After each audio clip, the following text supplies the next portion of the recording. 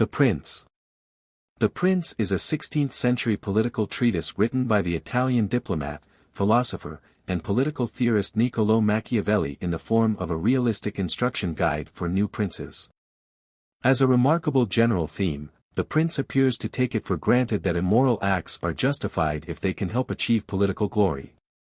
From Machiavelli's correspondence, a version appears to have been distributed in 1513, using a Latin title, De Principatibus. However, the printed version was not published until 1532, 5 years after Machiavelli's death. This was carried out with the permission of the Medici Pope Clement VII, but, long before then, in fact since the first appearance of the Prince in manuscript, controversy had swirled about his writings.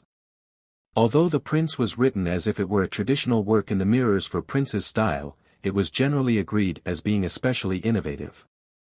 This is partly because it was written in the vernacular Italian rather than Latin, a practice that had become increasingly popular since the publication of Dante's Divine Comedy and other works of Renaissance literature. Machiavelli illustrates his reasoning using remarkable comparisons of classical, biblical, and medieval events, including many seemingly positive references to the murderous career of Cesare Borgia, which occurred during Machiavelli's own diplomatic career. The Prince is sometimes claimed to be one of the first works of modern philosophy, especially modern political philosophy, in which practical effect is taken to be more important than any abstract ideal.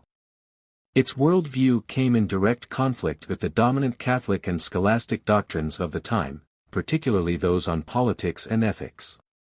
This short treatise is the most remembered of Machiavelli's works, and the most responsible for the later pejorative use of the word Machiavellian.